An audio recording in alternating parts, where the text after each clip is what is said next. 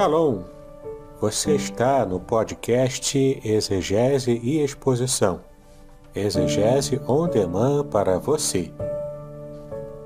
Aqui é o Davidson Bignon. Eu sou mestre em Ciências da Religião, professor de Exegese Bíblica no seminário, pastor congregacional e também publisher editorial. Eu ajudo pastores e líderes cristãos a fazer estudos bíblicos na igreja sem ter problemas com interpretações erradas. Então, se você está pensando em compreender a sua Bíblia com segurança, não deixe de assistir a mais episódios como este aqui. Muito bem, então assine o canal, acione o sininho, curta, comente e também compartilhe. Você poderá me dar uma força me ajudando a ampliar o alcance com os estudos bíblicos de qualidade na internet.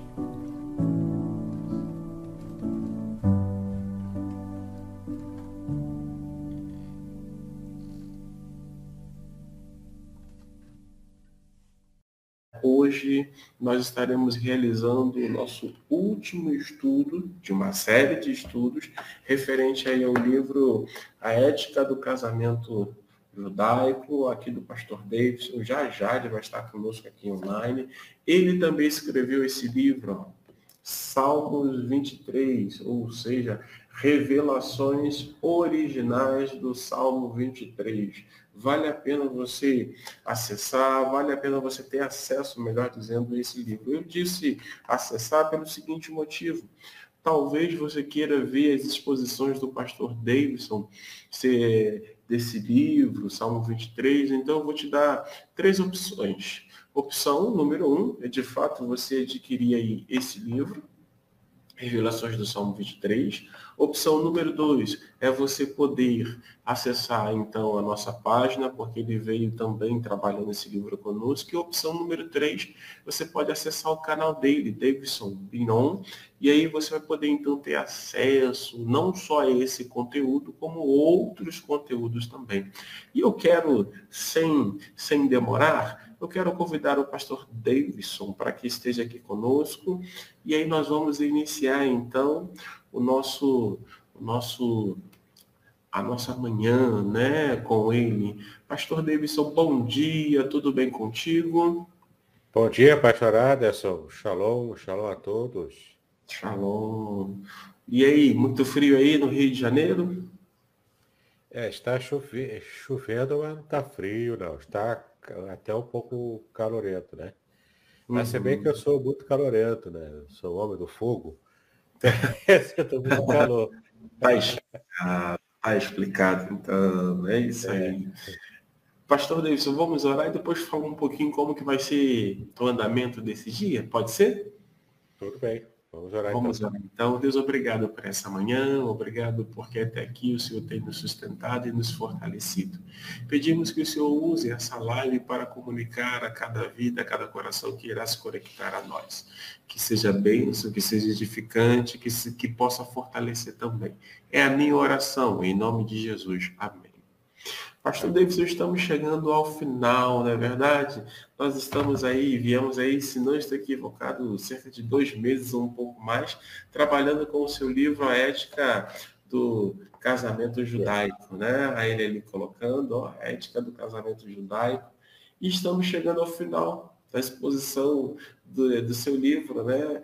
Na semana passada demos aí uma pincelada a respeito do machismo, feminismo, né, que no início o feminismo entrou aí com uma perspectiva boa, né, mas em algum momento algumas distorções começaram a acontecer e hoje nós iremos encerrar. Fala um pouquinho para a gente o que você tem idealizado aí, por gentileza? Então, nós vamos encerrar hoje com a parte da conclusão, que ela é curtinha, né, do livro. E assim a gente vai coroar essa série de vídeos que fizemos, né, dessas aulas, todas baseadas no livro da Ética do Casamento Judaico. Então terminaremos hoje, se Deus quiser. E na próxima semana, como a gente já havia anunciado aqui, né, vamos começar uma série curta, não é uma série longa, mas uma série curta sobre o livro de Abacuque. E a gente vai começar a destrinchar capítulo por capítulo, versículo por versículo, inclusive dando uma olhadinha no hebraico, né, que é a língua original do livro. Então a gente vai usar bastante aqui o software da Bíblia e vamos seguir por aí. Quem sabe depois, quando terminarmos Abacuque, a gente consegue pensar, né, no outro tema também, já chegando para o final do ano, a gente tem esse planejamento também, né? Então vai ser bastante interessante estudarmos o livro de Abacuque.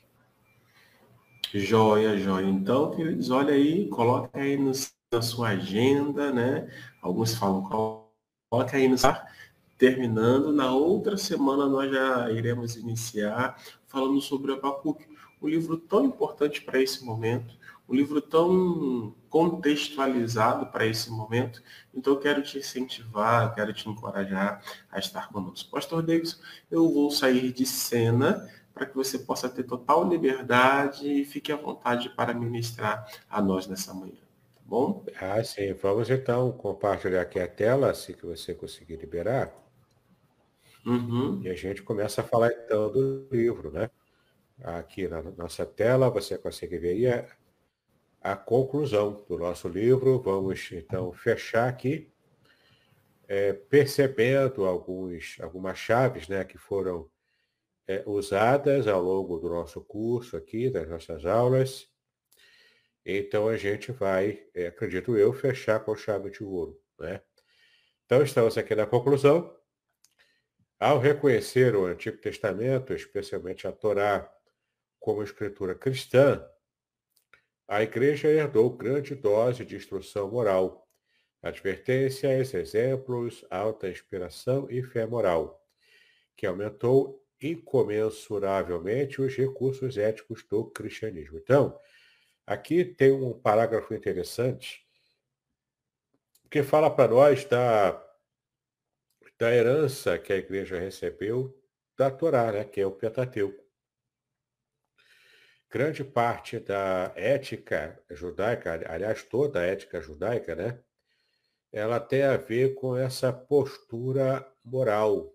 Ela tem essa preocupação, não apenas em parecer ter uma moral ou ser alguma coisa, mas em ser na essência.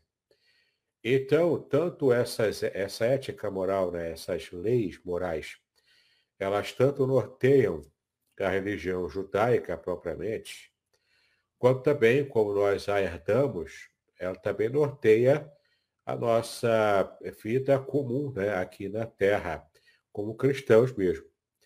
E é interessante que aparece aqui a palavra instrução, né, que eu fiz questão de usar, instrução moral, né?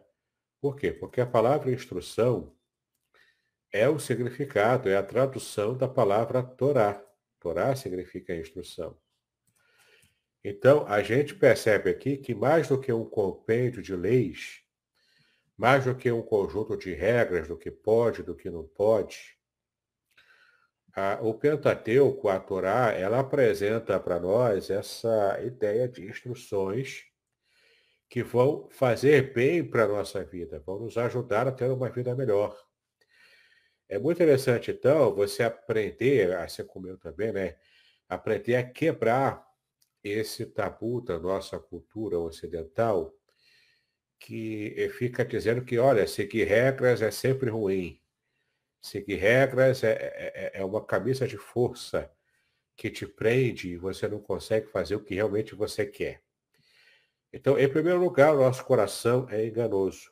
O coração do ser humano é enganoso. O que eu acho que me faz feliz pode não me fazer feliz na verdade, porque o meu coração costuma me enganar. Então, aquilo que eu penso que é essa liberdade plena, total, de eu fazer o que tem na cabeça, isso é uma ilusão, não é? É claro que temos que lutar pelas nossas liberdades enquanto cidadãos, não é? Já que vivemos em um país que há liberdade de expressão, inclusive é cláusula pétrea, né, da nossa Constituição Federal. Então, abrir mão dessas cláusulas pétreas, essas cláusulas que não se pode mexer, isso é flertar, né, com um tipo de pensamento totalitário. E a gente não quer isso. Nenhuma nação livre quer flertar com o totalitarismo, seja de qual área for, né? De qual área esse totalitarismo vier. Mas a questão é que nós temos que aprender o seguinte, que quando nos submetemos à Torá, às instruções de Deus, a gente consegue ser mais feliz por fazer isso. E isso em todas as áreas da nossa vida, inclusive na área espiritual e na área familiar, na área do casamento, na área da família, que é a área que estudamos aqui ao longo dessas aulas. Mas vamos continuar aqui, né? A principal conquista dessa questão dos recursos éticos, né, do cristianismo, a principal conquista foi, sem dúvida, o fundamento teocrático da ética como a vontade de Deus, santa, fiel e boa. O que é o fundamento teocrático? Em que Deus governa a nossa vida. Teocracia significa governo divino. Então, não é que eu faço o que eu quero. Na verdade, eu estou submetido, o governo da minha vida está submetido à vontade de Deus.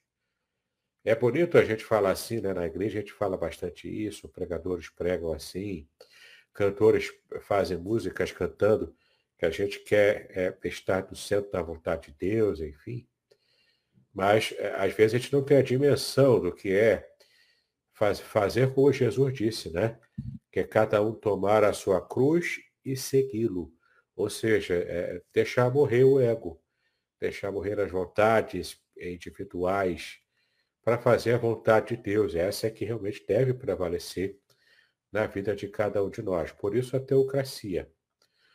Aqui é a teocracia que tem a ver com o domínio de Deus sobre a minha vida em particular, sobre a vida daqueles que têm esse propósito, esse desejo de que Deus esteja governando, né, a sua própria vida.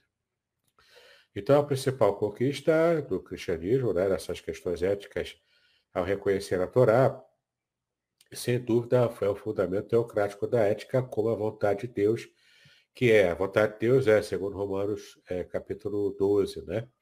Ela é santa, fiel e boa, tá? Portanto, a gente se submete às instruções divinas, à vontade de Deus, a gente está fazendo o bem para nós mesmos. Uma ética que se baseava naquilo que Deus já fizera como Criador e Redentor do seu povo. Assim, o Decálogo, os 10 mandamentos, né? Começa com: Eu sou o Senhor teu Deus, que te tirei da terra do Egito, da casa da servidão. Isso aqui a gente vai ver mais à frente aqui, que está registrado em Êxodo capítulo 20. Quando o próprio Deus, ele se apresenta. Né? Aliás, deixa eu abrir aqui o texto aqui de Êxodo capítulo 20, né? Aqui, ó, Êxodo capítulo 20, versículo 1. Nós estamos aqui na Almeida Corrigida Fiel. Então falou Deus todas estas palavras, dizendo: Eu sou o Senhor Deus. Aqui, ó, o texto que a gente leu. Eu sou o Senhor teu Deus, que te tirei da terra do Egito, da casa da servidão. Então aqui nós temos uma apresentação do próprio Deus, antes dele falar das 10 palavras, dos 10 mandamentos, que em hebraico é 10 palavras, literalmente, né? Então, eu sou o Senhor teu Deus, ele se apresenta. O Senhor aqui é o tetragrama sagrado, letra maiúscula, posso até colocar aqui uma versão que aparece para a gente o original, né? Então, aqui, ó, eu sou o Senhor. Para você ver aqui, ó, é Yehová ou Yahweh, né? Como eu acho que deve ser a provável pronúncia do nome de Deus. É o nome próprio de Deus revelado para Moisés mesmo, no capítulo, lá em Êxodo, né? Antes do capítulo 20, lá em Êxodo 3, quando ele se apresenta a Moisés. Então, eu sou o Senhor. Eu não sou qualquer um Deus, eu não sou qualquer uma pessoa, né? Eu sou o Senhor, o teu Deus, teu Deus pessoal, o Deus que trabalha com você, né? Aqui, ó, em hebraico é Elohim, que é o nome mais genérico para Deus, o título genérico para Deus, né? Então, eu sou o Senhor teu Deus que te tirei da terra do Egito, da casa da servidão, né? Então, é muito interessante a gente perceber como Deus se apresenta assim, né? Logo de cara, ele vai mostrando, antes de falar da lei. Quando ele se apresenta como Senhor, teu Deus, Yahweh, o Deus pessoal de Moisés e de todo o povo, e coloca aqui no currículo, né, que eu te tirei da terra do Egito, da casa de servidão, aqui ele está mostrando quem ele é e que ele tem toda a autoridade para fazer o que ele vai fazer mais à frente, que é trazer a lei, trazer as instruções para que o povo seguisse. Então vamos seguir aqui, né? Ao passo que a aliança é igual que ligava Israel ao seu Deus, não num vínculo natural, como se Deus fosse um ancestral mais remoto, mas num relacionamento moral que se originou na escolha, promessa e libertação da parte de Deus, às quais Israel correspondeu com obediência e confiança gratas. Então, esse relacionamento conferiu uma qualidade sem paralelo de humildade e confiança ao pensamento ético judaico. Humildade e confiança, por quê? Né? Humildade, é tanto humildade. É reconhecer que Israel não é dono do seu próprio nariz, mas que está submetido completamente à ação divina, ao direcionamento divino, e confiança, porque a confiança tem a ver com o amor de alguém que já convive com alguém, né? Então, porque há um relacionamento, porque há uma convivência, essa convivência gera confiança, tá?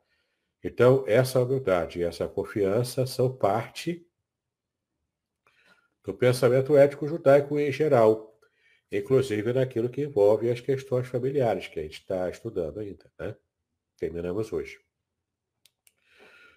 Então, corretamente entendida, a obediência não procurava obter o favor divino, mas era inspirada por esse favor divino. Então, primeiro o povo de Israel recebeu o favor divino, recebeu a bênção de Deus, e porque recebeu a bênção de Deus, em resposta, Israel vai é, se apresentar como um povo obediente.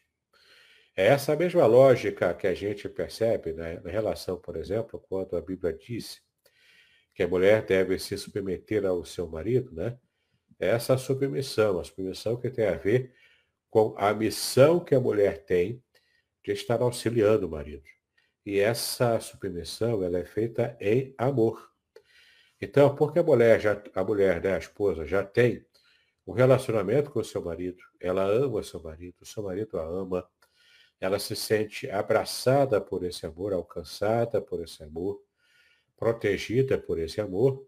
Então, por causa disso, ela tem prazer em ser inspirada por esse amor do marido e estar cumprindo bem o seu papel de ser alguém que ajuda o seu marido.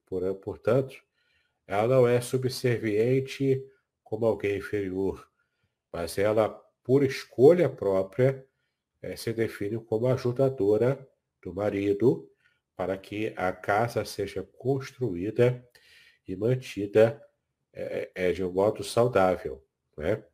Então, tudo isso, olha, está atrelado ao próprio pensamento ético judaico, que está submisso em amor também a Deus, né? Então, tudo encaixa, né? Tudo vai se encaixando. O próprio Decálogo, ou seja, os próprios 10 mandamentos, né?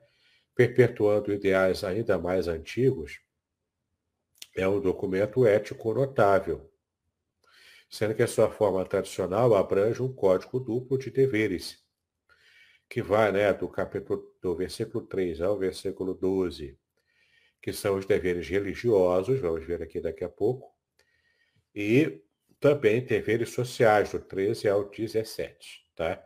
Então vamos voltar aqui para a Bíblia. Vamos ver aqui do versículo 3 ao 12, que é parte religiosa, que é a primeira parte, na verdade, né, dos 10 mandamentos. Então, seguindo aqui no versículo 3, depois que ele se apresenta, eu sou o Senhor teu Deus, que te tirei da terra do Egito, a cada servidão, por isso não terás outros deuses diante de mim. Deus requer exclusividade. Por quê? Porque Deus também chamou o povo exclusivo para ele. E Deus, ele que requer exclusividade porque ele ama o ser humano com exclusividade, né? Então, eticamente, é perfeitamente cabível, encaixado e faz todo sentido quando a gente também corresponde à exclusividade que Deus designou também a cada um de nós, né? Então não terás outros deuses diante de mim. Versículo 4, não farás para ti imagem de escultura, nem alguma semelhança do que há em cima dos céus, nem embaixo da terra, nem nas águas debaixo da terra. Ou seja, não é para tentar representar Deus como uma imagem de escultura. Por quê? Porque o próprio Deus, quando nos criou a sua imagem e semelhança, ele próprio já cuidou de trazer na terra uma representação dele próprio, que somos nós. Somos representações vivas e não representações mortas, como é uma imagem de escultura. Mas somos uma representação viva de um Deus vivo. Portanto, uma representação perfeita. Especialmente Cristo, quando veio à Terra, ele foi a representação ainda mais perfeita do que o homem deveria ter sido se não houvesse pecado, né? Se não houvesse caído. Bom, versículo 5, não te encurvarás a elas, a essas imagens de escultura, né? Não te encurvarás a elas e nem as servirás. Porque o Senhor teu Deus, aqui ó, novamente, o Senhor, né, Yahweh, o tetragrama, o teu Deus, está se identificando como Deus do povo. Então, eu, o Senhor teu Deus, sou Deus zeloso, que visito a iniquidade dos pais, dos filhos, até a terceira e quarta geração daqueles que me odeiam. Então, porque Deus é zeloso, ele exige exclusividade e zelo também na adoração. Né? Versículo 6, e faço misericórdia a milhares dos que me amam e aos que guardam os meus mandamentos. Então, para aqueles que vivem na iniquidade e que odeiam a Deus, ele vai visitar com juízo até a terceira e quarta geração. Certo? Agora, quem ama a Deus e guarda os seus mandamentos, né? Porque uma forma de você mostrar que ama a Deus é guardando os seus mandamentos, guardando as instruções da Torá, né? Quando você faz isso, você então está mostrando que ama a Deus. Ele vai exercer, portanto, misericórdia. Amor ao miserável, né? Misericórdia significa amor ao miserável, tá? Palavra latina. Aliás, palavra portuguesa de origem latina, né? Bom, então ele faz essa misericórdia, ele age com misericórdia sobre aqueles que o amam e obedecem à sua lei. E trata a iniquidade daqueles que o odeiam com o peso da lei, né? Ele, portanto, derrama a sua ira, a taça da sua ira, né, como diz em Apocalipse, sobre aqueles que preferem continuar em rebelião contra Deus. Versículo 7, não tomarás o nome do Senhor teu Deus em vão, porque o Senhor não terá por inocente o que tomar o seu nome em vão. Então, o judeu leva muito a sério isso. Por isso que criaram a palavra Senhor, aqui novamente em versalete, tem toda a letra maiúscula, para poder representar o nome de Deus, o nome sagrado de Deus. Eles, por causa desse mandamento de não tomar o nome do Senhor teu Deus em vão, eles evitam, inclusive, falar, historicamente evitaram e ainda evitam falar o nome do tetragrama. E nessa aliança de Deus com o povo, né, o Senhor não terá por inocente o que tomar o seu nome em vão. Porque tomar o nome de Deus em vão, ou seja, não ter respeito, né, ao nome do próprio Deus, é desrespeitar o próprio Deus quanto pessoa. Né? E isso é terrível, né? Você desrespeitar a autoridade suprema sobre todo o universo. Não tem como sair bem, né? Versículo 8. Lembra-te do dia do sábado para o santificar. Santificar aqui significa guardar, significa descansar e obedecer, né, os mandamentos de Deus sobre o sábado, o Shabat. Nós não fazemos assim, porque para nós esses dias dias diferentes, né, de adoração, de serviço a Deus, tem uma outra conotação para nós, né?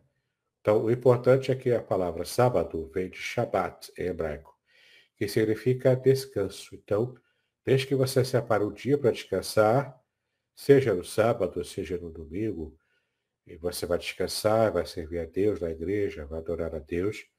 Então, para a gente não faz diferença e cremos que o importante é, de fato, estarmos tendo um dia de descanso e de aproveitamento, né? Mas, especialmente, essa lei aqui específica para guardar o sábado, ela é uma aliança feita especificamente para aqueles que fazem parte da aliança do povo de Deus, que são os judeus, né? A gente pode até guardar o sábado, não é impedimento, mas não há uma lei específica para quem não é judeu, tá? Aqui é especificamente para servos de Deus que fazem parte desse povo que Deus escolheu. Versículo 9, né, um desdobramento, versículo 8. 6 dias trabalharás e farás toda a tua obra. Versículo 10, mas o 7º dia é o sábado do Senhor teu Deus. Não farás nenhuma obra, nem tu, nem teu filho, nem a tua filha, nem o teu servo, nem a tua serva, nem o teu animal, nem o teu estrangeiro que está dentro das tuas portas. Então, ninguém vai trabalhar no dia de Shabat. É a lei, né? Versículo 11, porque em 6 dias fez o Senhor os céus e a terra, o mar e tudo que neles há, e ao 7º dia descansou. Claro que descansar aqui é uma forma de dizer, né? Deus não fica cansado. Isaías 40, inclusive, fala isso, né? De que Deus não se cansa e nem se fatiga. Então, não é que Deus ficou cansado, mas Deus descansou no sentido de cessar a sua obra. Ele terminou o seu trabalho, né? Ele parou de trabalhar. Quando ele para de trabalhar e dá por completa a sua obra, então a melhor palavra aqui que o João Ferreira de Almeida conseguiu é descansar, né? No sentido de parar de trabalhar, tá bom? Ele então descansou no 7º dia, portanto, e abençoou o Senhor o dia de sábado e o santificou. O próprio Deus o santificou, né? Separou o dia de sábado, tá bom? Isso aqui faz parte da aliança de Deus com o seu povo. Por fim, para fechar aqui, né, até o versículo 12, né, honra a teu pai e a tua mãe, para que se prolongue o teu dia da terra, que o Senhor teu Deus te dá. Aqui já começa, no versículo 12 para frente, já começa a lei moral, né? Já começa a trabalhar aqui a moralidade no convívio social entre as pessoas. Então, até o versículo 11 era o aspecto religioso dos 10 mandamentos, onde a gente vai norteando o nosso culto a Deus, a nossa forma de servir a Deus. No versículo 12 para frente tem a ver com a nossa ética social, né? Já começa aqui tratando de honrar pai e mãe, algo que está algo que é tão raro hoje em dia, né? Os filhos hoje são ensinados pela nossa cultura ocidental e longe, né, dos padrões divinos, a desonrar o pai e a mãe, né? A tratar mal, com desprezo até. Alguns abandonam, né, os pais já velhos em asilos e não querem saber, não visitam, enfim, né? Isso não é honrar o pai e a mãe. Honrar o pai e a mãe é prestar obediência mesmo já sendo adulto, já você mesmo tendo a sua família, sendo pai também, sendo mãe. Mas se os seus pais são vivos, honra-os enquanto estão vivos, né? Trate bem os seus pais. Se os seus pais já são mortos, honre a memória deles. Isso também é importante, né? É um valor importante. Podcast Exegese e Exposição. Exegese on demand para você.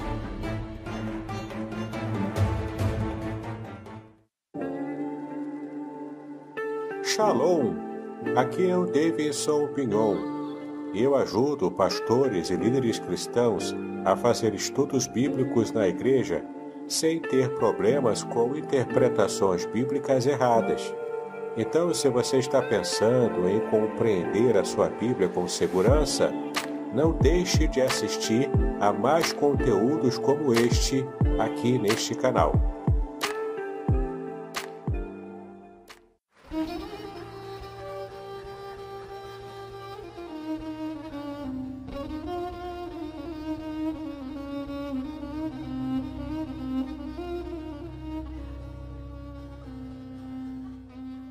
Shalom!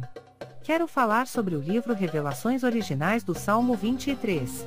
Nesta obra, o reverendo Davidson Bignon nos convida a minerar pepitas de ouro escondidas no rico solo do Salmo 23. Todo livro é melhor compreendido em seu idioma original, em sua época original e em seu local original. Estamos distantes dos três no que diz respeito à Bíblia. Assim como o pastor guia as ovelhas, o reverendo tomará pela mão e o guiará em todo o trajeto para entender o Salmo 23 com todas as suas nuances que, infelizmente, se perdem em português. Numa época onde se tenta falsificar o sentido das escrituras utilizando os idiomas originais, o reverendo Bignon nos traz uma tradução correta do Salmo, e uma interpretação sóbria, sem exageros dos termos em hebraico que sofrem prejuízo na tradução para a língua portuguesa. Coisa horrível é comprar bijuteria pensando ser joia rara. Aqui não é o caso. Realmente você aprenderá a minerar pepitas de ouro com este livro. As minhas já estão guardadas no cofre. Você se surpreenderá e se emocionará com a profundidade dos sentidos das palavras do Salmo 23. Espero que este livro seja um refrigério para a sua alma, assim como foi para a minha. E que você entenda que, mesmo que esteja passando por um deserto escaldante agora, o Divino Pastor lhe guiará até águas frescas e tranquilas. Assim, para ter uma boa leitura, acesse o link na descrição.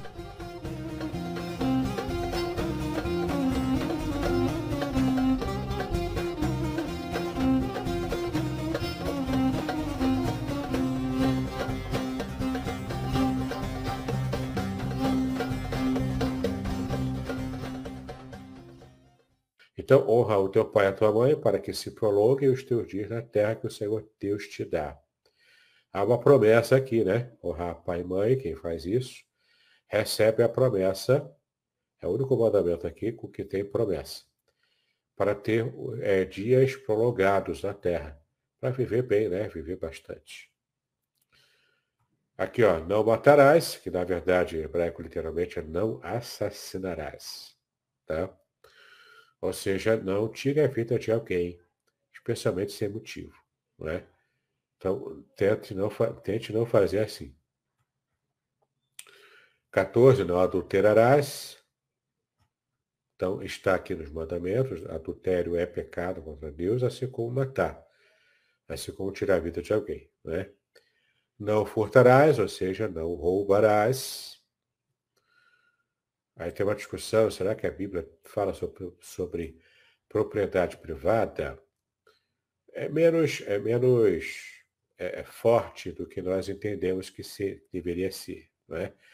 Mas sim, se não é para furtar, se não é para adulterar, se não é para fazer nada disso, é porque existe sim uma mulher que é minha, uma esposa que é privativa minha, não é?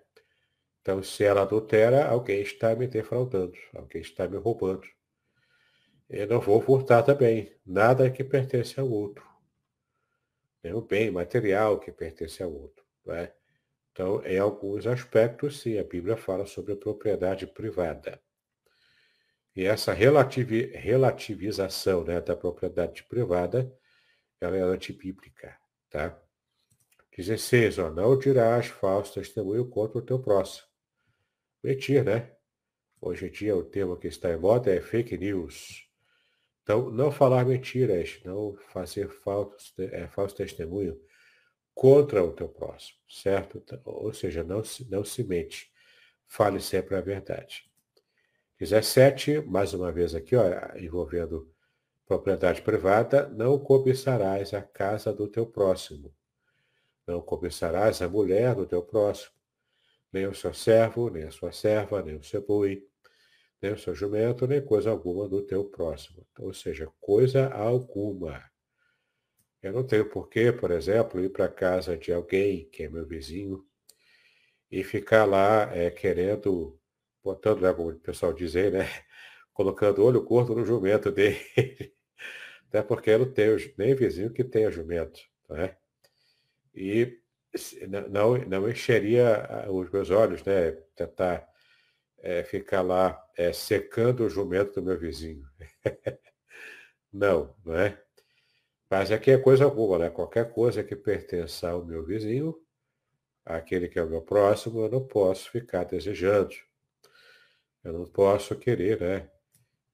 Me apropriar indevidamente, né? Isso aí é erro, é pecado. E aqui, né, fechando aqui, todo o povo viu os trovões, os relâmpagos, o sonido da buzina, e o monte fumegando, e o povo, vendo isso, retirou-se e pôs-se de longe. E disseram a Moisés, né, fala tu conosco, e veremos, e não fale Deus conosco, para que não morramos. Né? O povo estava com medo, então, de falar diretamente com Deus, ou de receber as palavras diretamente de Deus. Né? Então, esse aqui é o texto dos 10 mandamentos, e é muito interessante que nós temos esses deveres religiosos, espirituais e também sociais, né? Que envolvem envolve, né, o nosso tipo de esforço para fazer o certo perante Deus. Então, voltando aqui, né, para a gente retomar aqui o fio da meada, o próprio Decálogo, né, os 10 mandamentos, perpetuando ideais ainda mais antigos, é um documento ético notável, sendo que sua forma tradicional abrange um código duplo de deveres religiosos e também sociais. Embora submeta as duas áreas, a adoração, a proibição dos ídolos, o juramento, o dia sagrado e a piedade filial de um lado, e a santidade de vida, casamento, das posses, da verdade, do desejo, do outro lado.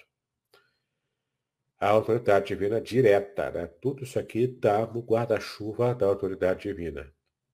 Inevitavelmente, esta forma de mandamento deu o seu tom à moralidade judaica. Portanto, Deus é o centro da moralidade judaica. Por isso que o governo de Deus, né, na vida de cada um de nós. Bom, embora o mandamento final contra a cobiça entre no âmbito onde o legalismo nada possa fazer, né, que a cobiça aqui é dos bens, daquilo que pertence ao próximo. Aí temos aqui uma citação, né, de Segal, o livro de Segal, que é o cerne da sabedoria de Israel, está na Torá. O núcleo principal está nos 10 mandamentos, ou seja, se a sabedoria de Israel está centrada na Torá, o centro da Torá é os 10 mandamentos, então é o centro do centro. Disse que esses mandamentos, reduzidos a 10, teriam a finalidade de facilitar aos pastores guardá-los de memória, né, para que então pudessem sempre estar retomando o ensino dos 10 mandamentos para as pessoas.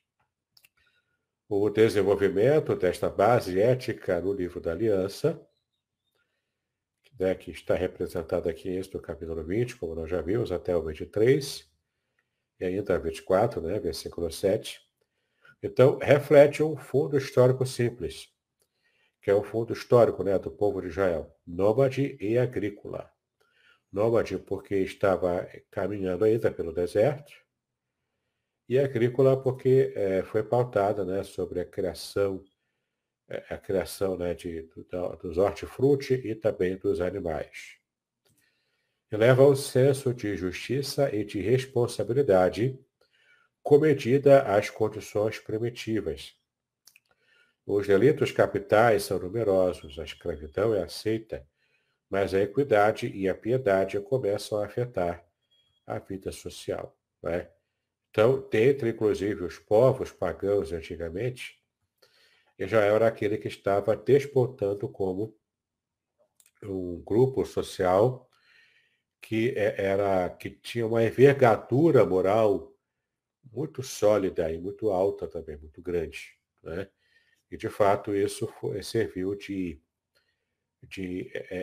base, né, para toda a religiosidade e a vida, de modo geral, do povo de Israel. Bom, o livro de Deuteronômio, por fim, enfatiza o espírito humanitário, uma liberalidade, compaixão e santidade interior. Porque, de fato, Deuteronômio 6:5, né? Amarás o Senhor teu Deus. Esse amar aqui envolve, como nós já vimos, né? Amar significa obedecer os mandamentos. Então, envolve todo aquele arcabouço ético que nós estamos estudando aqui ao longo das nossas aulas.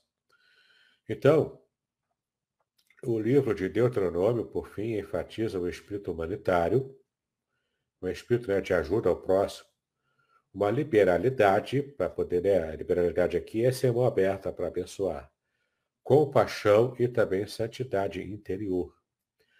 Então não é apenas o aspecto moral, é o aspecto moral atrelado também à justiça, né, que é aplicada aqui numa situação social. Inteiramente de conformidade com o ensino dos profetas, que também, né, reverberaram essa lei posteriormente. Inclusive, os profetas foram porta-voz de Deus para condenar o povo de Israel quando ele falhava na execução da sua adoração exclusivamente a Deus, então do seu envolvimento, né, com a idolatria, tão marcante no Antigo Testamento, e também essa questão de não estar querendo praticar a justiça para o pobre. Isso também marcou e acabou levando, né, o povo ao cativeiro. Desse modo, acreditamos piamente que todo o conteúdo ético da Torá, especialmente no que tange a união civil e religiosa, em foco de nossa pesquisa, é de grandioso valor para a nossa época. Aqui você vê, né, nesse parágrafo aqui, por que nós somos tão atacados. Por que a família tradicional cristã, também herdada, né, desses aspectos até morais e espirituais do Antigo Testamento hebraico, da tradição judaica, né? Por que a gente é tão atacado nesses valores? Porque o povo quer desconstruir esses valores éticos da Bíblia, porque é uma afronta contra o próprio Deus. Entenda, o diabo não pode atacar a Deus, ele não tem poder para isso. Então o diabo tenta atingir aqueles que servem a Deus, que são mais fracos. Só que nós contamos com a bênção do próprio Deus, que é o Todo-Poderoso. Então, o diabo, por vezes, atinge a gente. Mas, então, recorremos àquele que é mais forte do que nós. Então, somos abençoados por isso. Somos protegidos pelo próprio Deus, né? Concluímos ainda, durante a consecução desta obra, que a postura assumida por Moisés diante do seu segundo matrimônio com a mulher cussita, sim, lembra-se dela? Mulher cussita, que a discussão se era Zípora, se não era, não é? Eu acredito que não era, a mulher cussita era a segunda esposa dele. Então, não se constituiu o fator principal que desencadeou a reação de seus irmãos inicialmente, que era a sedição, né, de Arão e Miriam. Uma espécie de altivez de espírito levou-os a se revoltarem contra a autoridade divinamente constituída de Moisés. E, claro, essa rebelião contra a liderança de Moisés, né, aprovada por Deus, então, o próprio Deus encarou essa rebelião de Arão e Miriam como uma afronta, uma rebelião contra o próprio Deus. E como nós vimos aqui, né, só você recuperar nas aulas anteriores, essa questão de revolta contra uma liderança instituída por Deus, isso é muito sério, né? E no caso de Miriam, ela ficou temporariamente leprosa por causa disso. E Arão também nunca chegou a ser o líder forte, né, que ele poderia ter sido, também demonstrando essas fraquezas aí ao longo, né, do seu trabalho lá no deserto. Bom, no entanto, cabe aqui ressaltarmos, mais uma vez, que a conduta de Moisés, neste particular, ou seja, lidando, né, inclusive, com essa situação da sedição dos seus irmãos, foi de uma mansidão invejável, o que nos leva a concluir que sua postura foi perfeitamente ética, já que a poligamia e a exogamia eram toleradas na sociedade judaica em seu tempo. Então, poligamia, casamento com mais de uma mulher, né? Por isso que Moisés se casou 2 vezes. E exogamia é o casamento com pessoas de outras nações. Não era recomendada, mas era tolerada, tanto a poligamia quanto a exogamia. Eram toleradas, não há uma recomendação bíblica para um casamento com mais de uma pessoa, né? com mais de duas pessoas, aliás, né? Mais do que uma mulher, né? Ou a exogamia também, né? Não há uma proibição, tá bom? Havia, na verdade, uma tolerância a essas práticas aí na sociedade judaica no tempo de Moisés. Sua paciência na solução divina fez toda a diferença necessária naquela situação polêmica com os seus irmãos. Então fica a direção para nós terminarmos a nossa aula. Que todos os servos de Deus sejam como Moisés, mansos e perante as situações afrontosas que a vida nos prega. Né? Lembrando aqui que mansidão não é ter sangue de barata, como dizemos, né? Mansidão aqui não é a gente simplesmente aguentar tudo calado, ter essa postura, uma postura apática, né, nos desafios da vida. Mansidão não é isso. Mansidão é humildade perante Deus, principalmente. E humildade também perante o nosso próximo. Né? A própria Bíblia diz que Deus resiste aos soberbos, mas dá a sua graça aos humildes. Né? Então, mansidão aqui tem a ver com essa humildade, principalmente humildade perante Deus, tá bom? Muito bem, então, o meu desejo para todos nós é Shalom Vrahá. Shalom, que é paz, o Vrahá é bênção, é paz e bênção para a vida de cada um de nós, tá bom? Aqui no final do meu livro tem um glossário, que se você adquirir, você pode ver aqui algumas expressões próprias, né, da tradição judaica, para você compreender algumas palavras que eu usei aqui. E no final as obras consultadas. Né? Então você tem aqui Bíblias, várias Bíblias.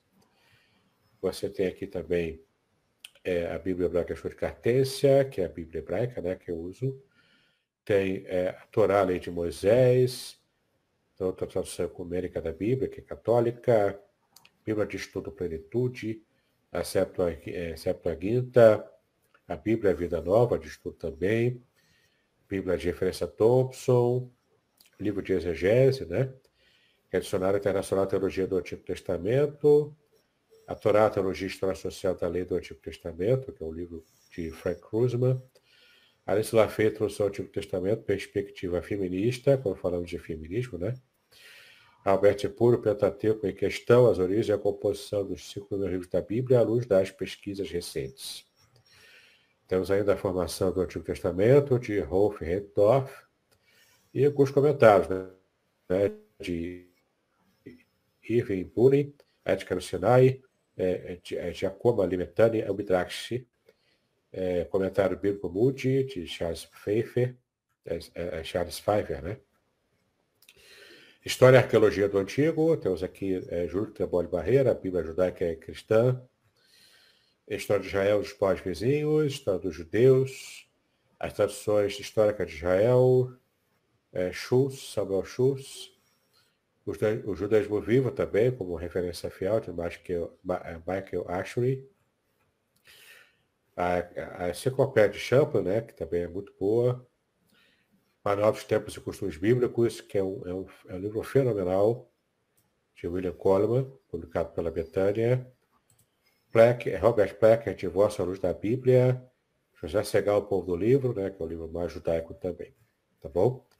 Sobre a minha vida, só para relembrar aqui, né, quem eu sou, pastor evangélico, mestre em ciência da religião, teólogo, professor, escritor, integrou a equipe de revisores da Bíblia de Estudo Matthew Henry, e é a publisher da Editora Contextualizar, com vasta experiência em publicação e marketing literário para autores iniciantes. É casado com Márcia Cristina Bignon. Se você quiser conhecer a Editora Contextualizar, né, meus livros, minhas obras também para comprar, acesse contextualizar.com.br. Então você vai conhecer o meu material. Né? Aqui outros livros de minha autoria também. Não tenho aqui para venda, mas você consegue comprar no site. Ali você vai ter como adquirir, né? O livro A Semente e a Palavra, que fala sobre pregação, ensina as pessoas a pregarem a palavra de Deus. O Cheiro das Águas é um livro sobre também avivamento, né, pessoal. Outro livro aqui, Vitória dos Desafios da Vida, quando eu faço um estudo bíblico bastante completo sobre a vitória, né, que a Bíblia fala sobre a vitória. E dentre outros livros também. Mas aqui terminamos o nosso trabalho, né? Deixa eu voltar aqui, deixa eu ver se eu acho aqui. Muito bem. Interromper compartilhamento. Joia, joia, joia, joia. Eu quero agradecer ao pastor Davidson, né, por abrilhantar as nossas manhãs de quarta-feira através do ensino, transmitindo conhecimento para que possamos aprender, compreender e até mesmo ajustar de acordo com os princípios, né, bíblicos a respeito de relacionamento, a respeito de algumas ideias, né, que surgiram e entraram no seio da igreja, e aí como se posicionar. Isso tudo nós aprendemos aí na exposição do livro do pastor Davidson, esse que nós trabalhamos ao longo desses últimos meses, a ética do casamento judaico, né? Fala aí sobre o casamento, fala aí sobre algumas outras questões polêmicas, mas que precisam ser passadas. E aí eu quero te incentivar, então, a adquirir esse livro, A Ética do Casamento Judaico, do pastor Davidson, né, que foi o pano de fundo, a base para todo esse estudo, né? Você pode acessar aí a nossa página, ver lá os estudos sobre a ética do casamento judaico. Você pode acessar também, né, o canal do pastor Davidson, e você pode adquirir o livro do pastor Davidson. Então você tem 3 maneiras de ter acesso a esse conteúdo. E não esquecendo, existe também um outro conteúdo que também vale a pena, eu li, né, e nós já estudamos também, que é justamente revelações originais do Salmo 23. Olha aí, ó, muito bom esse livro, vale a pena ter. Para quem gosta de pregar ou de fazer devocionais, aqui você tem insumos para compreender, de acordo com o original, sobre o Salmo 23. Vale a pena. E aí eu quero te incentivar a adquirir esses 2 livros, né? Pastor Davidson, como é que se faz? Porque no último encontro você falou que tem livro aí que você vai para a 2ª edição. Como é que é? Dá uma orientação aos nossos irmãos que estão assistindo e outros que vão assistir. Como é que eles fazem para adquirir o seu livro? Então, é só fazer contato, né? Os livros realmente estão em contato, mas eu já mandei imprimir. Fiz uma reimpressão desse livro aqui. E qualquer livro desse, você também consegue entrar no site da Editora Contextualizar, contextualizar.com.br. Você consegue também fazer uma encomenda ali e uma gráfica vai imprimir o seu exemplar e vai mandar para você, comprando por esse link que está ali no site, né, da Editora Contextualizar. Se você preferir, quando chegar essa nova remessa que eu mandei imprimir, que eu mandei reimprimir, né, a 2ª tiragem do livro do Salmo 23, é só fazer contato comigo. Meu número de WhatsApp é 021 aqui no Rio de Janeiro, 998-585402. 998-585402, sendo o DDD 21 aqui para o Rio de Janeiro. Então, eu vou também te orientar como você pode fazer para adquirir os meus livros, né? Mesmo que estejam esgotados aqui comigo, mas você consegue adquirir por links, né, pela internet e ser abençoado, né, com a leitura desse meu material.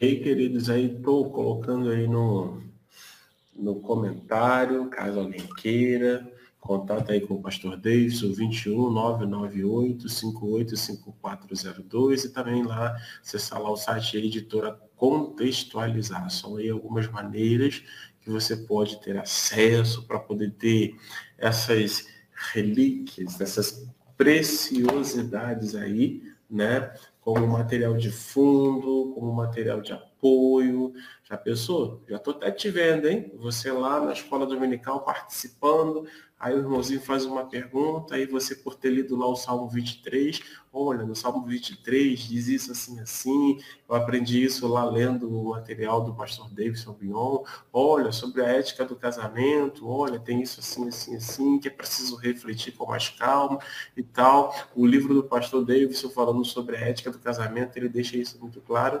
Já estou te vendo, hein? Então não podemos deixar de ter acesso a esses materiais. Queridos, o que eu posso dizer é o seguinte, quem lê viaja, quem lê tem conhecimento, quem lê dificilmente vai ser pego de surpresa ou vai ser enganado.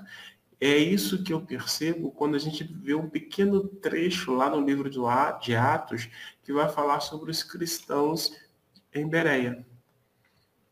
Seja quem fosse que estivesse pregando lá, o que eles estavam fazendo? Procurando lá para saber se aquilo que estava sendo dito procede. Então eu quero te encorajar, eu quero te desafiar a ler. E por que não? Nós temos aí algumas literaturas do pastor Davidson. E por que não, né, ler as literaturas do pastor Davidson? É um dos que eu recomendo. Estamos chegando ao final da nossa live dessa manhã. Lembrando, dois avisos aí importantes. Lembrando, primeiro aviso, o pastor Davidson retorna na semana que vem, e na semana que vem nós vamos trabalhar, ele vai trabalhar a respeito de um livro muito bacana, de um livro que faz sentido, trabalhar nos dias de hoje. Qual é o livro, pastor Davidson? Livro do profeta Abacuque. Tem bastante bênçãos para nós, promessas e também tem uma declaração de fé que precisamos aprender a imitar. Quando a crise se apresenta, crise em diversas áreas, a gente precisa mais do que nunca aprender a se apegar a Deus. Então eu quero convidar você, o pastor Aderson também, quer convidar, nós dois estamos convidando para que você participe conosco de uma série de aulas muito específicas e aprofundadas sobre o livro de Abacuque. Você poderá, inclusive, se preparar para dar uma aula sobre o livro na escola dominical, para pregar mensagens sobre ele. Acredite, o povo do Brasil precisará muito desse tipo de abordagem, desse tipo de mensagem, de aula, porque nós estamos aguardando o melhor de Deus, mas sabemos que podemos enfrentar dias muito ruins. Isso aí. Então, eu quero te incentivar a chamar virtualmente os seus amigos para que participem. Ah, mas os meus amigos não vão poder participar porque nesse horário eles estão estudando, ou porque nesse horário eles estão trabalhando. Não tem problema. Como assim, pastor? Ah, isso não tem problema. Copia o link, manda para eles para que eles possam assistir depois. Mas o importante é que eles assistam. E aí, não custa nada, assista, deixe seu comentário. Pastor, e se à medida que eu for estudando sobre o livro de Abacuque eu tiver alguma dúvida, como eu faço? Muito simples. Se você estiver assistindo online, você pode aí no chat, na sala de bate-papo, já colocar a sua pergunta. E aí, em algum momento, ainda na transmissão, o pastor Davidson vai estar esclarecendo a dúvida. Ah, pastor, mas e se o meu amigo que vai assistir depois, se ele tiver alguma dúvida? Também muito simples. O que ele pode fazer? Ele assiste, anota a dúvida dele, manda para você, e aí você pode, então, quando estiver online, compartilhar a dúvida dele, ou pode entrar lá na nossa página ou enviar uma mensagem para mim via WhatsApp com a dúvida referente ao seu amigo, para que possamos passar para o pastor Davidson e responder. E ele tem, então, o seu devido esclarecimento. Então, essa aí é a primeira dica, ok? Que eu faço para vocês com relação a esse estudo. Compartilhe, chama, divulga, E também eu quero te incentivar, a que se conecte a nós. Nós queremos ser instrumentos do Senhor para abençoar outras vidas. Nós queremos ser instrumentos do Senhor para anunciar a todos os nossos amigos e irmãos quanto ao que está prestes a acontecer no futuro. E quando eu falo no futuro, eu quero direcionar a minha fala. Diz respeito à volta de Cristo Jesus. A volta de Cristo Jesus está perto. E é nesse momento que nós precisamos estar com a nossa fé cada vez mais fortalecidas, cada vez mais embasadas na pessoa do Filho, Cristo Jesus. E eu acho que essas são algumas das oportunidades que nós temos de contribuir com o fortalecimento da sua fé. Tá bom? Queridos, estamos então encerrando. Amanhã com Deus, né? Amanhã e sexta-feira, teremos um convidado aí também nesses dias. Eu quero convidar o pastor Davidson para poder encerrar fazendo uma oração, agradecendo a Deus por esse período de estudo sobre com base nesse livro, e já pedir também para a próxima semana, né, quando estaremos fazendo a exposição, no caso o pastor Davidson estará fazendo a exposição sobre o livro de Abacuque. Amém. Vamos orar então, queridos. Pai, nós te exaltamos pelo privilégio que tivemos de mais uma vez trazer um estudo bíblico que possa trazer, ó Pai, conhecimento ao teu povo, possa inclusive nortear a vida familiar de muitos irmãos. Nós te exaltamos por isso, te exaltamos por essa iniciativa do pastor Aderson e por também me dar condições, ó Pai, de ajudar e contribuir para essas lives que estamos sempre fazendo por aqui. Dá a tua graça para nós, para o nosso futuro, abençoa o nosso país, abençoa a nossa vida. Amém. Nós clamamos a Ti, ó Deus, pela Tua bênção. Em nome de Jesus é como nós oramos agora e para sempre. Amém e amém.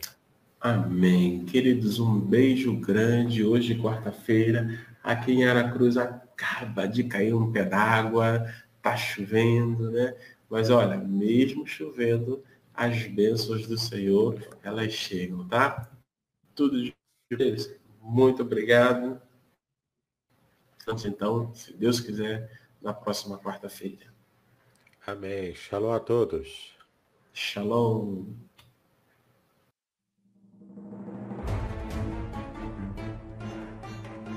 Muito bem, agora o que eu gostaria de ver é a sua participação. Entre em contato comigo, compartilhe a sua experiência comigo e quem sabe até se você enviar em formato de áudio, eu possa aproveitar a sua experiência para apresentar no próximo episódio do podcast Exegese e Exposição. Eu sou Davidson Bignon e eu ajudo pastores e líderes cristãos a fazer estudos bíblicos da igreja, sem terem problemas com interpretações erradas. Se você então está pensando em compreender a sua Bíblia com segurança, não deixe de assistir a mais episódios como este aqui. Então, assine o canal, acione o sininho, curta, comente e também compartilhe. Ajude-me a ampliar o alcance com estudos bíblicos de qualidade na internet. Que Deus abençoe os seus estudos, paz e bênção sobre a sua vida.